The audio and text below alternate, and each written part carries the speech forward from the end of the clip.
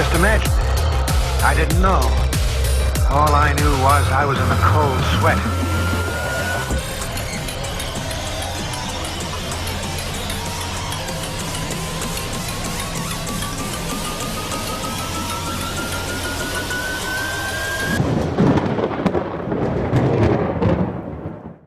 Good evening, all my creatures, creeps, cretins, and ghouls.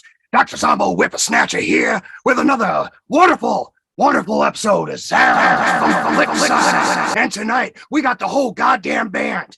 Pitch Black Manor. Say hello, everybody. How are you guys doing tonight? What's up? Thanks for having us, man. We're doing good. Thanks so much. If you are wondering who everybody is, we're going to do roll call. You know who I am. Take it away, guys. I'm Chad Pfeiffer, drums and bass.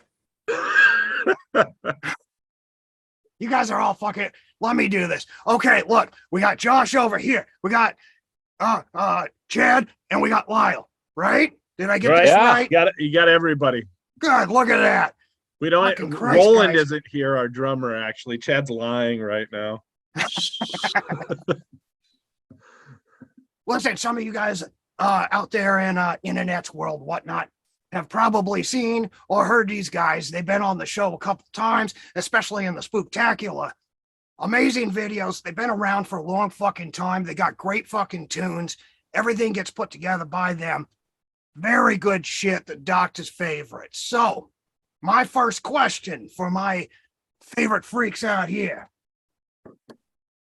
When this all started, and yes, you guys are going to have to think back a bit because you guys been around for a while. When did it all start and how did this happen? Why don't you take it, Chad? Well, we all went to high school together. It started 27 years ago, I think, is when we it was the 80s were just cracking into the 90s when we got this band going. Josh and I knew each other in junior high, and then we were in an English class with Lyle, who had just gotten the guitar, and so we all had a shared love of horror movies and started out then. We had a drum machine and a little keyboard, and yeah. Just took it from there, huh? Yeah.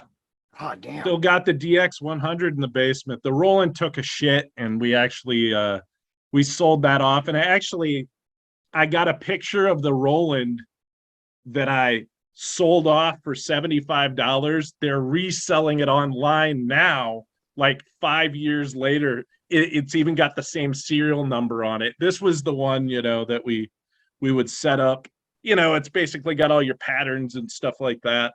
And I think Chad was really the only one that had any good sense on how to run the goddamn thing. Well, there was, the TR-707, is that what it was? That's like a valuable drum machine. Or was it the 808? I can't remember. One of the... That wasn't an 808.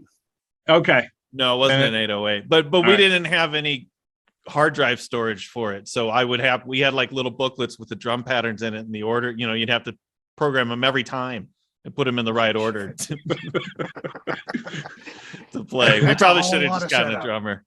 Or I think when you talk about how it all started, I think Chad and I used to make terrible mixtapes. We would take any type of music together and then we'd put them together with Halloween sound effects between the songs and then put fart samples and whatever. Yeah, it was all, probably there was a 60-40 thing of 60% music, 40% fart samples, something like that. Because later on though, we started using the SK1, which was the famous one where all you could do was a 1.5 second sample. And that thing was farted on so many times. I can't even. Years later, we got we got more sophisticated. They became fart solos.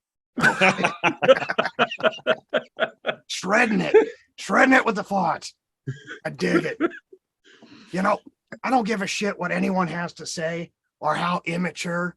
Farts are fucking funny. They always been funny. And if you don't think they're funny, you ain't got a good sense of humor. You're not going to be on Dr. Zombo's world. Sorry. No, you don't like farts? Get out. Fucking done. I don't give a shit if you got the best show in the world. If you can't fucking dig on farts, get the fuck out of my shop. the one quote from the Gigi Allen when he was on it's someplace in like his, I don't know, one of the documentaries like Hated or something. My wife is always quoting it. He goes, "Yeah, we're into wicked sexual thoughts." And he says it with that nice like East Coast at wicked sexual thoughts. You're like, I fucking love Gigi, man. I got a tattoo of him back in the day, and I swear to God, every time I wear a sleeveless shirt, somebody has to make a comment. oh, And yeah. it's almost never good. You know what I No. mean? Nope. I'm like, Nope. well, I mean, he's sitting right next to John Wayne Gacy on my arm. I mean, there's a whole little theme going. Don't you get it?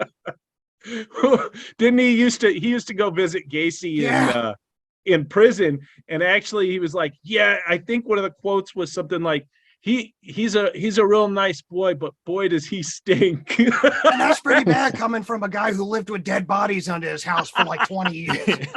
You know? It's Hey, like, speaking of this, we didn't figure this out. I always sit here for these interviews. We've done a couple of different ones with different people over the last few years, and typically I just sit here, and because it's got my Emmett Kelly clown painting back that's here. beautiful. I just found, we were watching the John Wayne Gacy documentary, and it's the same stuff, and you're just kind of going, okay. And then they get to the part where they're like taking pictures of his house. Yeah. And they go, well, this is John Wayne Gacy's this, and this is his living room. And I look and I go, honey, pause that out. And we pause There's our the fucking TV, painting. and that painting is right in his living room. And they're like, oh yeah, right next to it, he had his tiki bar. And it's funny the way we have our living room set up. I was just telling my wife, like, probably a few months back, I was like, we really need to put a tiki bar over here. And I'm like, then we're watching that, we're like, yeah, that's kind of weird. But we never figured out where this painting came from either, by the way. So Hey, Well, you just never You know. feel for a minute like the television show had gone inside your home. yeah, no, it did. It was Like, one of the then it was going to weirdest be you things. sitting there looking at the TV screen. All of a sudden, he's it like- turns into the fucking Truman Show. Yeah, exactly. The Hey, universe you guys, goes in on itself. hold on 2 seconds. I have to pause this, unfortunately. I got my fireplace going, No and it's problem. way out of fucking control. Hold on a second. Dr. Zombos world is gonna burn down. Holy moly. If he comes back on fire, I'm gonna be pretty impressed. Yeah, if he does It that. ducks the rest Okay, of he's the not on interview fire. burning. Jesus fucking Christ. Okay. Thing's fucking way hotter than it should be. Okay. We are back. I'll edit that out. Fuck. Goddamn Hot as hell in fireplace is there, up to huh? like 800 degrees. That's what I get. But we're running round about that question. But yeah, we started out very early with very primitive gear. And I think it started mostly with Chad and I trying to do these weird little mixtapes with all the bands that we liked, and like make our own mixtapes and stuff. And it was really just stuff we listened to together to Yeah. kind of entertain ourselves. We weren't like passing those particular ones around to people, but It would have been funny if we were trying to. oh God. I don't want your tape.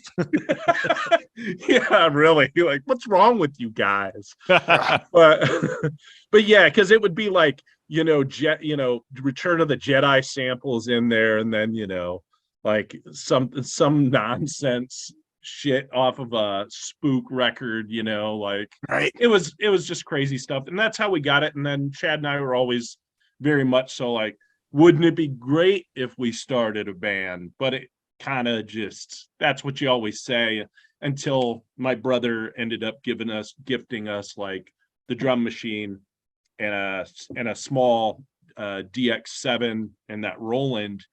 And that pretty much so opened the door there, because he had the most expensive gear. So these were his like throw off things that we were like, he kind of gave them to me to keep me out of trouble because I was in trouble all the time. So Right. it was like, And it worked. So he Oh, wins. fucking another story of being saved by rock and roll. Yeah, for real. Yeah. Okay, so fuck, man, that was a while ago. You guys been doing this shit for a long fucking time. Well, Yeah. yes and no. We played for about, I don't know, 6 or 7 years at that time, and around 1995, we kept working together in various capacities and remained friends. But the band, as a concern, stopped. I moved to Los Angeles, where I lived for the last 25 years, and actually just recently relocated to the Midwest. But a good 25 years passed before we decided, hey, it was the pandemic in 2020. Right. It suddenly gave everybody some time, and we said, at least in a virtual manner, let's start collaborating again. And that's when we put together Monster Classics, which was great fun. And I think we all really enjoyed it. It helped us get through that time, but I think, it felt new at the same time. And it's kind of hard to beat a creative partnership with people you've known for so long. So that was a great experience, and we've just kept it going since then. And now that we're in 3 different states, Josh is in Illinois, I'm in Wisconsin, and Lyle's in Iowa. But we're close enough that we can get together, once a month or so and rehearse. And we recently played a show in October, and yeah. So we've been together as a band for a very long time, but there's a big chunk of time we weren't doing anything. Right. Yeah. Josh was playing in his band. Lyle's The lost making music with the years. Spider Translator. Yeah. Yep. I do have to say, though, it really speaks to the testament of friendship when you guys could take that long of a break and get back together. And I totally hear you on the pandemic stuff. I mean, I cannot express how many people I've talked to that either was doing something like they're doing now, out live, whatever, and took a long ass break. They were just burnt out. Shit didn't work right. Life happens, kicks you in the dick, and then you fucking, you say fuck it. And then the pandemic hit, and they're like, it's time. Let's get on this shit. I mean, I was doing stuff live too, and I decided once I saw the 2020 thing, I was like, first off, I hate fucking Facebook. I don't like Instagram. I don't even like fucking, I just want to put it out there, dig it, and fuck off. Like No, and what I saw a need. And that seems to be kind of, like I said, I watched that entire Spooktacular, and like I said, man, that is did a really excellent job with that. Like, it kind of gave it that old school, like, I guess you'd say, like, around here there were similar, we had a few things that were on TV where it was kind of like the public access show. Right. I can't even remember the name of the one. It was fairly poor. Yours is like very like a high-end version of that, but with horror host stuff, which I was always into as a kid. Like I rarely could ever see anything like that. Like, I don't know if you guys remember in the Quad Cities, if anybody was really doing, we did have one horror host here. And that was through the Acre company. It was the Acre Creature Feature here. And they owned a sighting company, and they would do these, creature features, and they would do these little skits and stuff like that. But I was too young really to even appreciate that stuff. I always wanted to see it, but I was getting put to bed, fairly early, and like the times that were on, it was like you weren't recording shit on TV back then. It was like you either caught that episode of Knight Rider or fuck off. That was I missed some of those episodes. Fuck off. Yeah, miss it or fuck off. But so I was always enamored with that stuff. So when I saw what you did with it, I was like, I think you were in one of the groups that we were together. And anytime I see somebody out there that is like trying to put themselves out there and actually just do something, and like you said, I put it out there and I say fuck off at that point. That's the kind of motif I'm with, like, hey, dig it or not, Yeah. So dig it or don't, it's happening. And if you don't like it, there's a million other assholes doing something that might tickle your fancy, And it cracks me up because so many people, I've done a lot of interviews with other people that are interviewing me. And so what made you become a horror host? And I was like, have I ever hosted anything to do with horror movies? Like, literally, have I ever talked about a horror movie? Have I ever gave my review on a horror movie? I was like, no, I have bands on. I have bands and freaks. Yeah, I was like, this is its own entity. It is. sure. It's a cross between Johnny Carson and the fucking Addams Family. You know what I mean? Yeah, and I'm game for that. That's the type of thing when I watched through that, like I was like, yeah, you know, the little skits in there and stuff, but it flowed really well with all the different music, the different folks that you've found. But yeah, perfect stuff. So we were really Thank you. glad to get in on this and be a part of it. If it like I wasn't said, for you guys and people like yourselves, I call everybody Zombonites. If you're a part of the show, you're a Zombonite. And there's a whole thing to it. It's a Zombonite is that 0.05% of the world out there that just has no fucking place anywhere except together making really weird shit, and they never ask, hey, is that too much? Is that no, fuck it. I'm gonna do it. I gave up. Fuck off. You know what I'm saying? So Lyle, you are one quiet motherfucker. And I can see that he's a creeper. he's bursting at the seams. What do you have for me, Lyle? What do you want? That's a loaded fucking question, man. He's in his creep dungeon down there. We don't know what he does down there.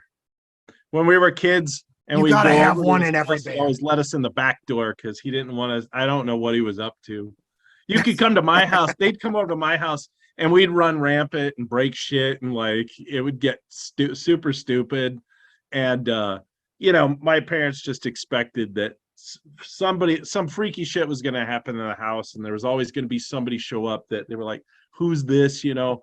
But man, you go over to Lyle's, it was like you got to go in the back door. Nice. Hey, you know, if it makes you feel any better, Lyle, all the way up until, well, today, anytime anyone comes over, I gotta make that shit as mysterious as possible. You know what I mean? It's like if I know somebody's coming over to the bus, which is rare because most people, like, I don't know, feel claustrophobic or something. They're like, oh, what if I have to use the bathroom? And I was like, well, I got a composting toilet and a jug to piss in, so help yourself. You Hell know? yeah, dude.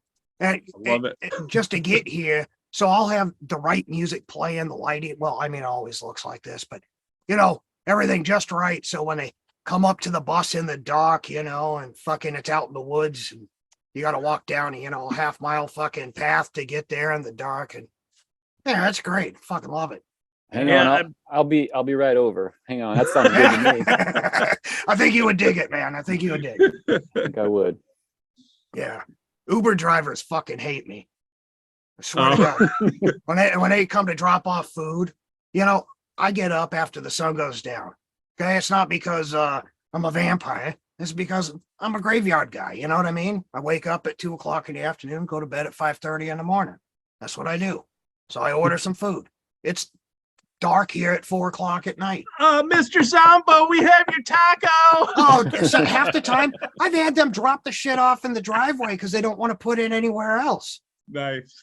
It's fucking great. And then here I come walking around the corner. They're going to a house, but here's a fucking bus. Good stuff. I love Good it. stuff. I love it. The townspeople are afraid of you, man. That's They very need to be. Dracula. They fucking need to be. That order is for who? Yeah. Take Well, this crucifix, It's even please. better because I'm chilling. Don't at bring home. the Taco Bell there. Give me my tacos, you motherfuckers. Yeah.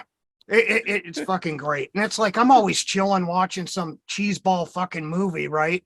But when I'm chilling at home, I usually got my nice robe on, you know, but it's still a big hooded fucking thing that goes to the ground. And here I come out of the dark, it's pouring rain, you know. Give me my food. You know, fucking classic. Anyway, so how many albums would you guys say you guys have out? Or do you guys just put out song at a time, or you guys compile everything and have multiple? Because I know you got some albums, but do you know how many you have? Yeah, we have 2 full-length albums, Monster Classics and Night Creeps. Those are new since 2020.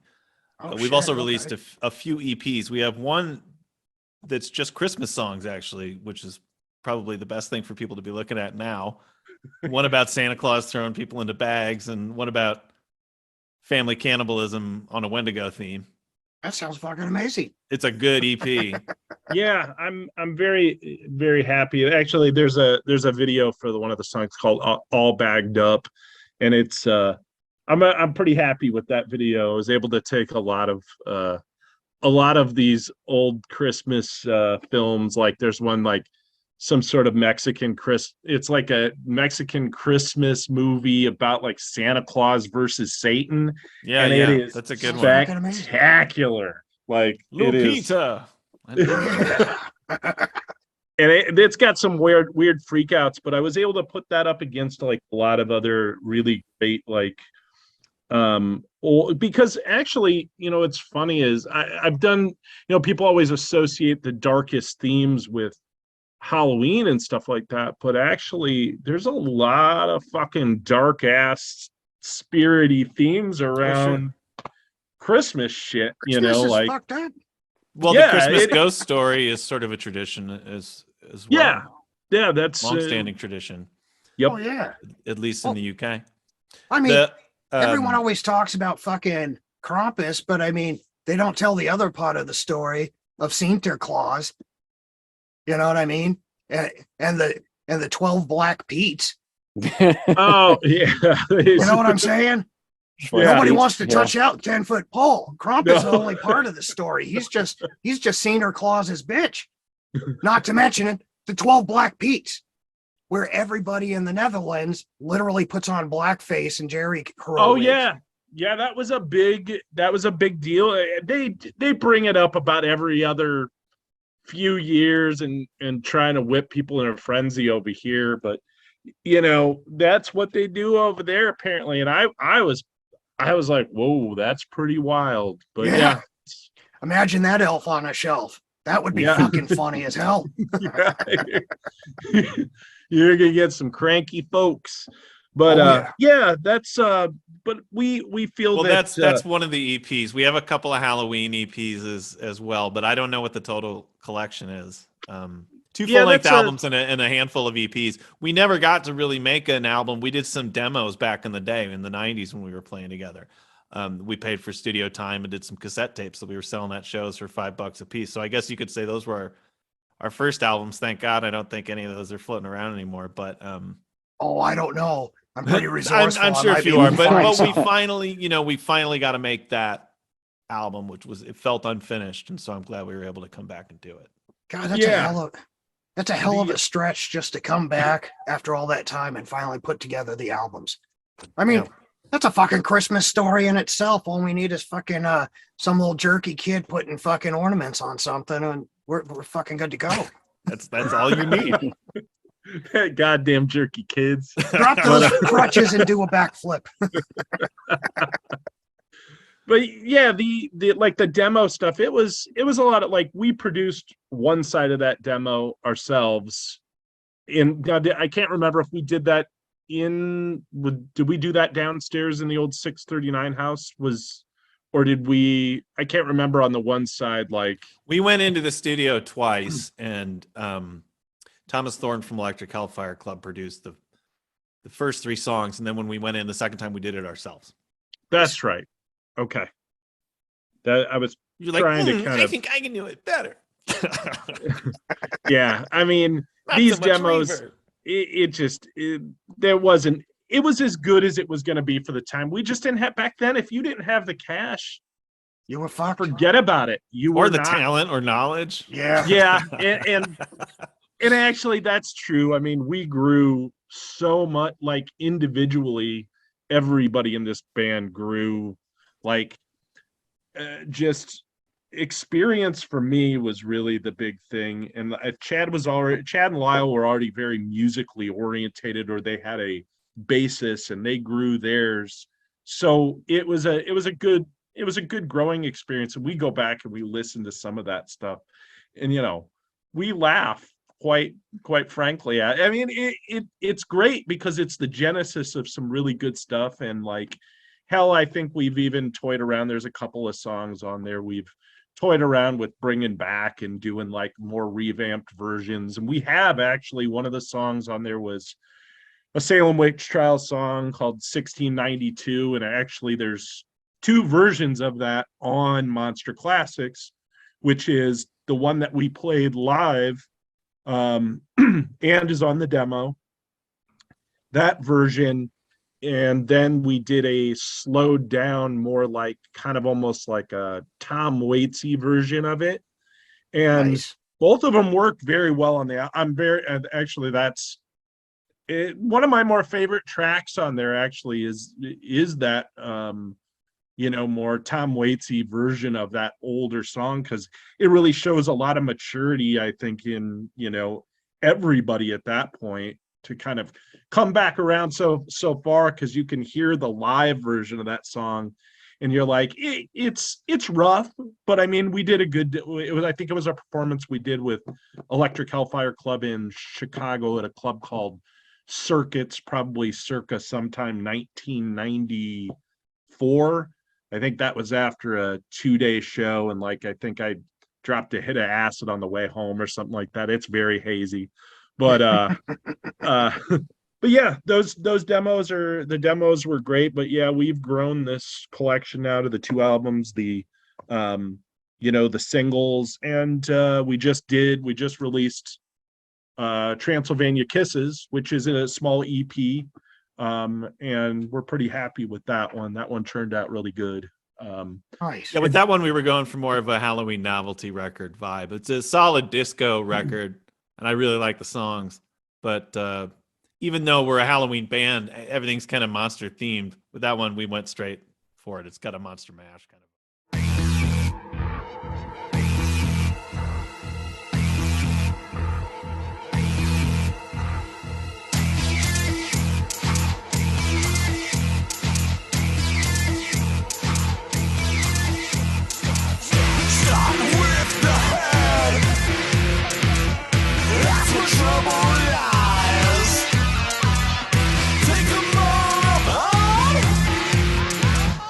Just ignore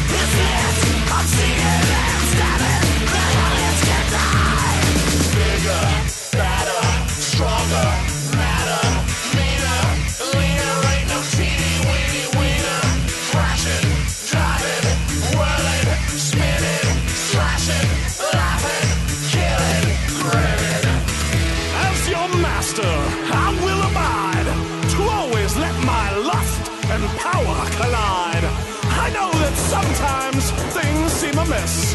No more chickens in the pot, and you're staring into the abyss.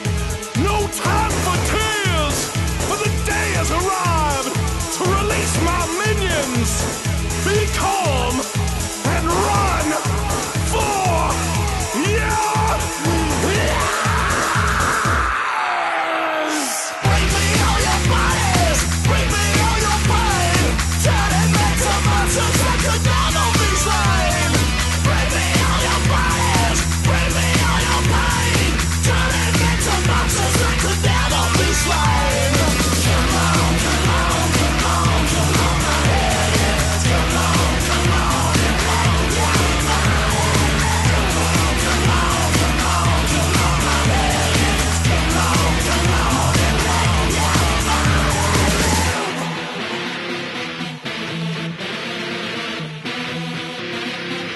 Make your body move.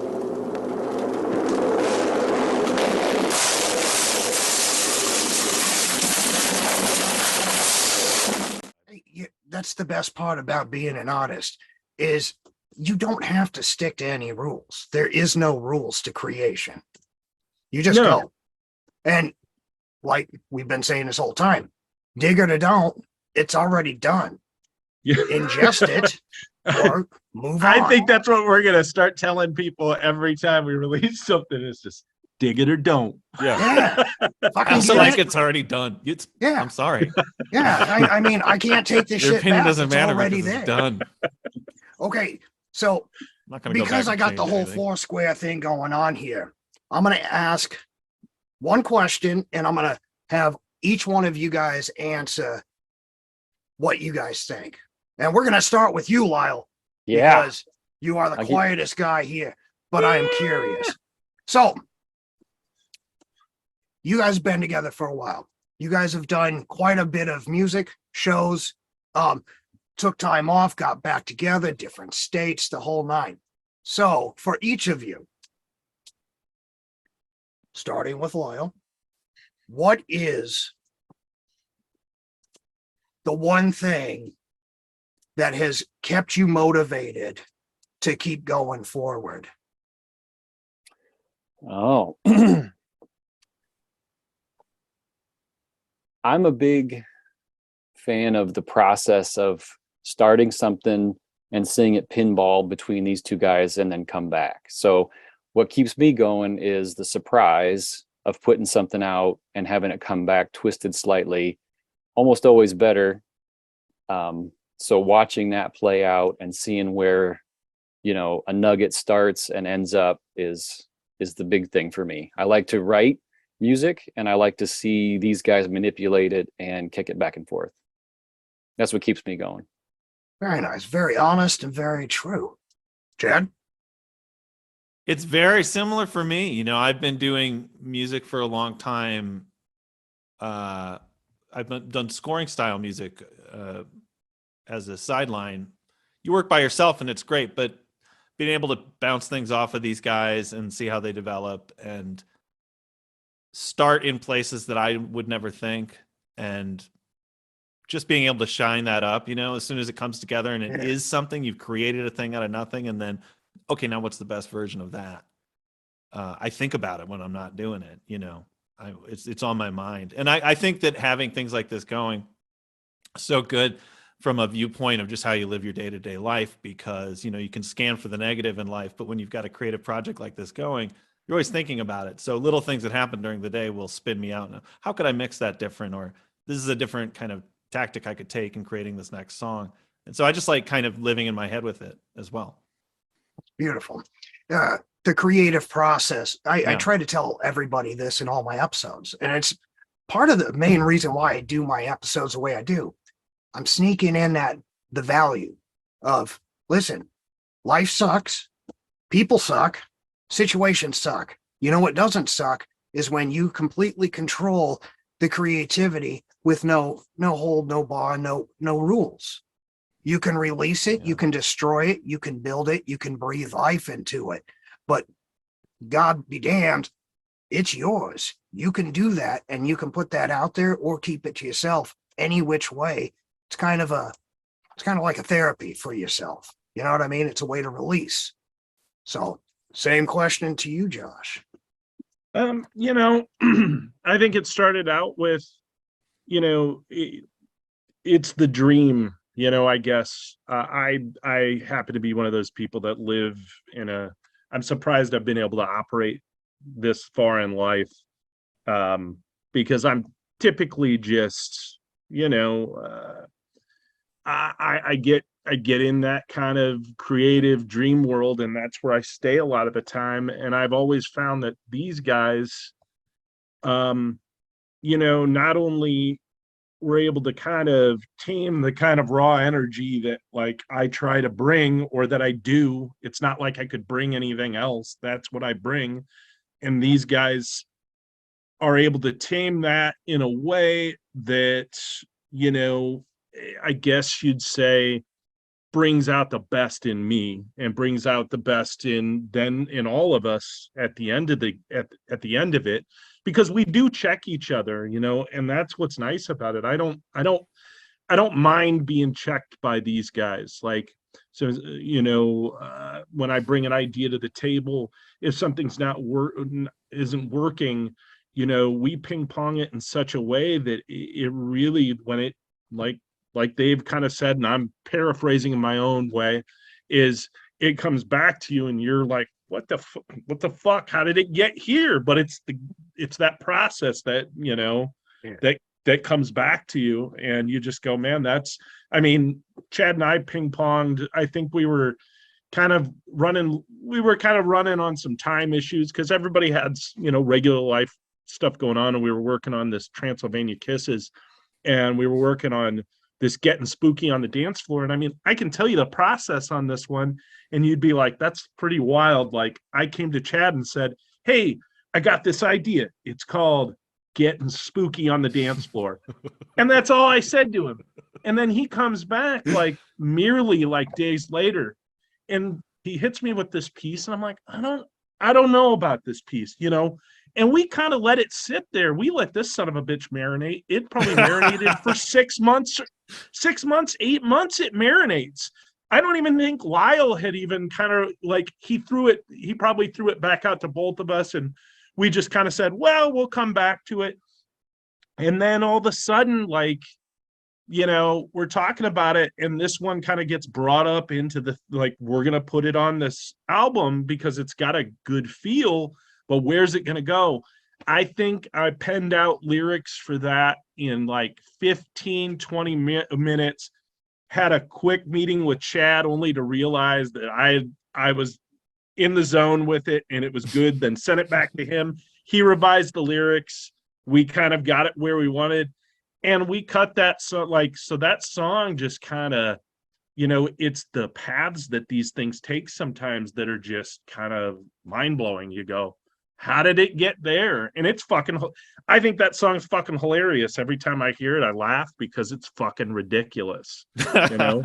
But it's what I would have wanted to hear when I was a kid, you know, thinking about, I'm listening to these old novelty records. I had this one with, you know, Monster Mash, Itsy Bitsy Teeny Weeny, Yellow Polka Dot Bikini, the fucking, what's the one, the Purple People Eater, like, you know, don't put your gum on the bedpost overnight. All these ridiculous songs, and then like I think even the one with what's the Dinner at Drax's House, another one of my favorite Zachary songs, early horror host guy. He, like, all these together, and I'm like, this is exactly what I would have wanted on an album when I was a kid. So I'm just replicating my ridiculous childhood with my friends. Really, at the end of the day, that's all it is. Did you see my bus? I mean, I'm literally living in my own clubhouse. Yeah, exactly. And I can fart when I want to because nobody's here to tell me different. And if your friends don't fart, then then they're no friends of mine. No friends of mine at all. Now, listen, I do have to say, hearing each one of you, it's good. It's good for me to see this because there's definitely camaraderie there. There's a brotherhood there, and it's good to see that you guys are so in tune with each other. I mean, seriously, I just want to reach out and give everyone a big fucking group hug. You know, like there's a lot of love there. Take it. It's nice. It's nice. And Well, I you think really with a band enjoy- called Pitch Black Manor, you're thinking all dark themes, all darkness, but this is the darkness that uplifts. You know, like, the darkness is only for the people that don't know any better. yeah. To the rest of us, it's the beauty and the love that goes into something. Yeah, You know what I'm absolutely. saying? For example, I do all these paintings. I've been painting since I was a kid. Used to do a bunch of art shows, all this shit. Everything that I have, if you ask people that knew me for years, even have some of my pieces up on their wall. Oh yeah, he does this real dark, like murderous, you know, the blood and guts and all. I was like, you know, it's fucking funny. I think I might have had one, maybe two out of like 800 paintings that ever had blood or guts. Not one of them did. Some of them were a little dark, maybe a little macabre, but none of them had blood and guts. It's perception. And the thing is a lot of people don't understand. You may get into slasher flicks, you may get into monsters, you may whatever, but there's so many reasons why. You know what I mean? Nostalgia, childhood lost, times that were better, you know, memories, you know, Definitely. dreams.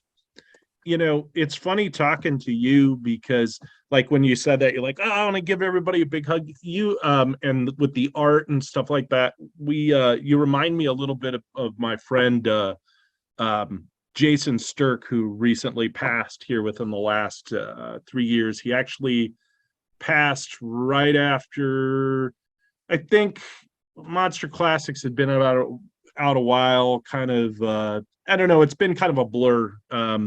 He used to hang out a lot at what we called the Pitch Black Manor, which was my house that was in East Moline, and we lived up on the hill. And I mean, the house was a scary.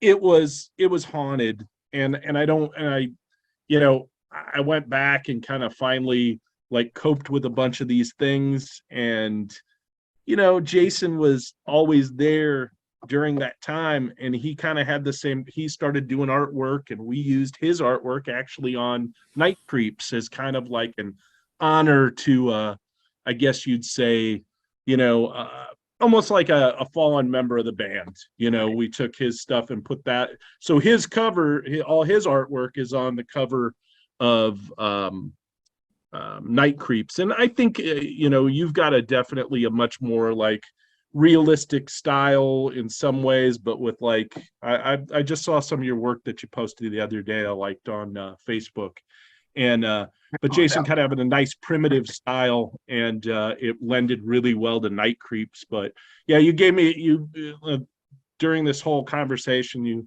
you remind me of Jason quite a bit. I don't know why. Well, thank you. He was Man. he was a good appreciate guy. that. I'm sorry to hear about your loss too.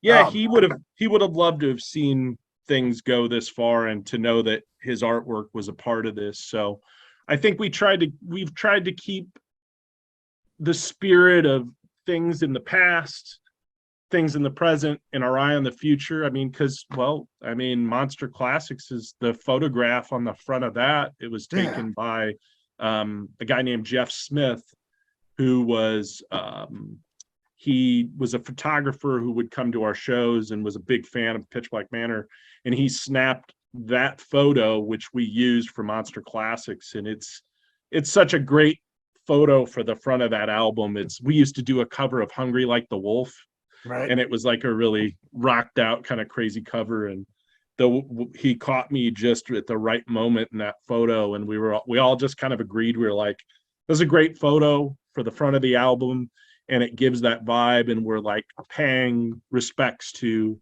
people who've passed and kind of keep on carrying this thing on, you know, as long as we continue to carry it on. We literally are at a point in life where this is my pessimistic outlook. We are on the tail end of this particular civilization. Sometimes it feels that way. I'm okay with it. I'm trying to keep myself healthy so I can sit around and watch the whole shit house go up in flames. You know what I mean? I do. I just want to sit back. You and almost watch the had it go screens. up in flames. Right. I Like know. I'm not looking to live forever. I'm not trying to survive fucking whatever's about to happen. But with that being said, just like my show, just like your guys' music, just like you guys getting together, we have to be the ones that we've always been for eons since the beginning of man, to guide the scared, to guide the weak and the unwilling. We have to be there to take their mind off shit, or everyone loses it. You know what I mean? All you got to do is sit on fucking Facebook for more than 5 minutes. And if you're not tempted to delete people because all they do is cry, you have to realize that they're crying because they've got nothing, got nobody. We have literally come to a point where human interaction, I mean, I always found was kind of fucking nauseating in the first place, but it is necessary. You know what I'm saying? Yeah. It's Yeah. necessary, I guess. For me, it's, hey, this is good enough. Yeah. Give or take, every now and then it's good. But yeah, I mean, a lot of people out there shouting into the void, nobody's listening. And, No, you know, and that's the thing is, I just, you know, like you said, you sit there for 5 minutes and yeah, you get sucked into some, you know, you think listening to a Pitch Black Manor song, something is dark about that. I mean, a 5-minute ride down Facebook sometimes can be the darkest fucking Yeah. shit to see. right. Everybody either wants to kill themselves or fucking Oh yeah. can't find somebody to love. And I get it. Back in the day, you go to the bar, you have a couple fucking beers, and you see a way a chick smiles, or fucking whatever across the room. You know, you stumble over something, look like an asshole. 20 years later, you're married. And remember that time you tripped over a pool cue and puked on me? Yeah, remember that? That's when I fell in love. You know? Now it's like, yeah, I could look at your fucking filtered picture. I don't know anything about you. Or are you even the age you say you are? I don't know shit about you. You know? So I try to tell people, you know, I talk to a lot of these fucking, I live in the Pacific Northwest. It's a mix of, Bigfoots. yeah, it's a mix of weirdos and wannabe rednecks, you know? And I work with a lot of the latter, unfortunately, and they don't know what the fuck to think of me. But when they hear I do art, because I don't give a fuck. I don't give a fuck. I'm not going to hide shit from nobody. I sent my videos to the fucking plant manager, the fucking CEO, all that shit. Nice. They Yeah. just, what the fuck? Who is this? Why are you sending me messages at 4:00 in the morning of some fucked up video talking about how you hate graveyard shift? Because I can, motherfucker. What are you going to do? Fire me? I was looking for a job when I found this one, dude. You know what I'm saying? So I'll talk to them and they're always like, oh, you're into art and that weird shit. I was like, stop and think about what you just said. Look at your clothes. Look at your car. Look at how the streets are built. If it was not for us fucking weirdo artists, civilizations would have nothing left behind. Cave drawings. How did we even know fucking man existed then? Because an artist left it behind. The Egyptians built fucking pyramids. The Aztecs built monuments. Tibetan fucking jungle fucking utopias. Those were built by fucking artists. If you left it up to all the greedy sons of bitches, you'd have cardboard boxes up against sticks. Nothing would last. I was like, so when you knock an artist, you're knocking the people that leave behind the memory of who you were. And Well, that's why it's so important for yeah, us to be doing and what we're continue. doing. You know, I couldn't do it. See, the thing is, I can't do anything else. I've tried to go. Maybe I just won't do this shit no more. Or maybe I will. You know what I mean? Like it happens because everybody goes through that. Like, you know, those artistic funks where you go, Yeah. God damn it, maybe it is just better to be a fucking zombie or whatever. No, But not. it's not. It sounds And- fun, yeah. but our brains are not built that way. They'll never accept it. When you are an artist, true in heart, you were built, it's in your DNA. There's no getting around it. It's like me putting on a 3-piece suit. Nobody fucking thinks I'm normal just because I could paint all my fucking tattoos out and the whole nine, walk in. Hi, how's it going? My name is blah blah blah blah blah. Ha ha ha ha. And they would still see right through it because there's a vibe that's coming. It's like Yeah. the smell of shit. You know there's something not right in this room. If your friends don't fart, and if they don't fart, well, they're no, No friends, of of mine. mine. Fucking rough. Oh my God. You know, I'm drinking coffee, so I apologize. I'm still having my morning cup. What time is it? Yeah, it's a morning cup. So let's get down to the meat and bones. I want you guys. What are some new projects coming up, possibly? Is there anything you want to hint to, leak out in the system here?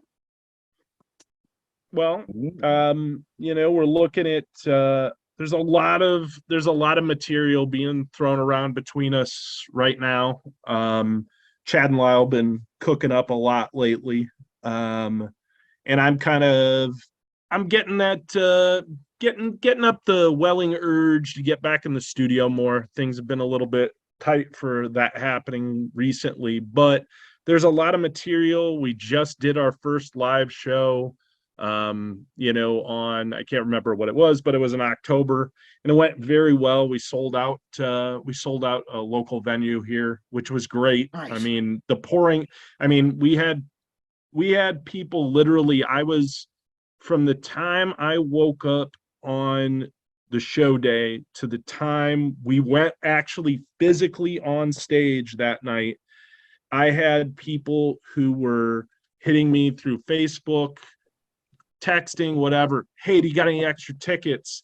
I was putting other people in contact with other people that couldn't make it to, like, we had a guy that was going to come in from Nebraska to see the fucking show, and we're in Illinois, Rock Island, Illinois. It's where we were going to do the show. It's and this guy, I had to actually get him to give me his tickets. I gave him money so I could free tickets up so people locally could get into the show. So it was a good sign for us. We hope that, when it comes to like live show stuff, I think we're going to take that a little bit more as it comes. But it was a really good experience for us. So I think that, I think we're just kind of working towards more material really at this point.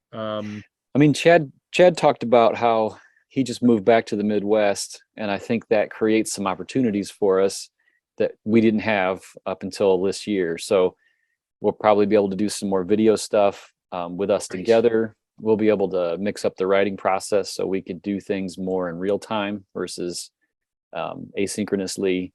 So I think for me, I'm looking forward to doing those things, as a closer group of people versus, a geographically disparate group. Right. No, that's great. So what do you guys, this is great. I just like watching this because I know each one of you guys is in a different location. Yeah. So there's all these little secret goodies going on in the Pitch Black Manor lab hiding under the surface. There's and the Pitch some Black of you Manor know, right and back some there. of you don't. That's fucking beautiful. I love it. Tell my viewers, I'm going to say all viewers, because you guys are part of the fucking show now. You know what I mean? I want to put everything you guys got, just send it my way. And as long as the show keeps going, I want to keep throwing your videos on. Tell everybody out there the best places to find you. I know you're probably on everything, but it's good for them to know where they can go, pick up the album, buy the fucking shit. People need money. God damn it. Sorry, just need to say that. And if you want to do that, go to pitchblackmanor.com. That'll redirect you to our Bandcamp page, and you can pick up our albums there. You can get the whole catalog for a reasonable price at a discount. If you want to get a sample of what we sound like, of course, you can hit up the streamers, Spotify, YouTube, Apple Music, Amazon. We're on all the places that you get your tunes.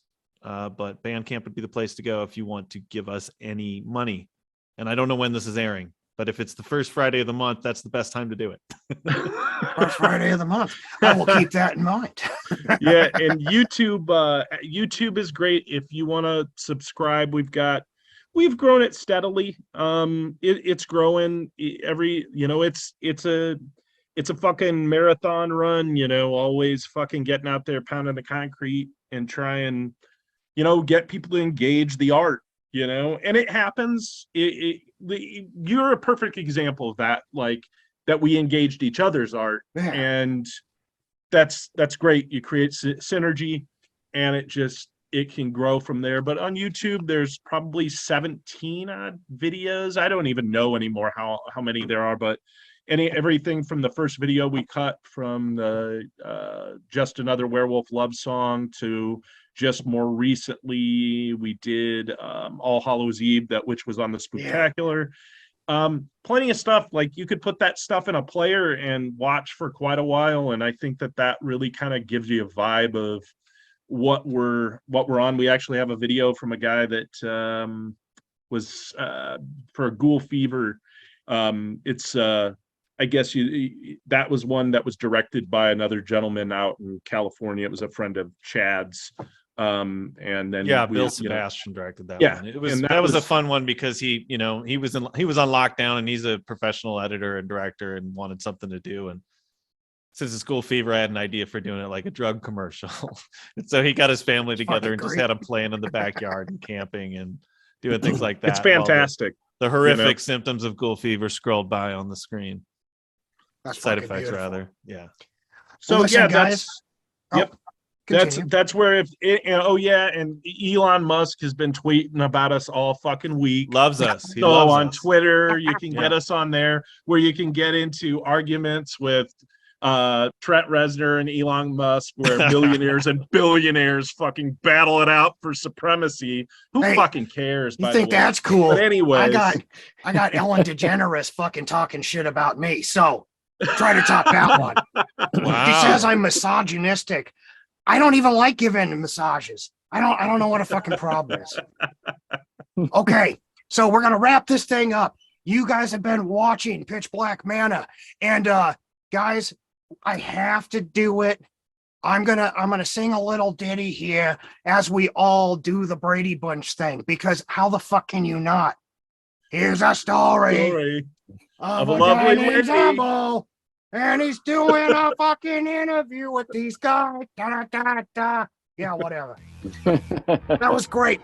And to all of you out there, you have been watching Sounds from the Flip Side with Dr. Zombo Whippersnatcher and a couple of his friends, Pitch Black Manor. And until next time, dig it a rolls. See ya.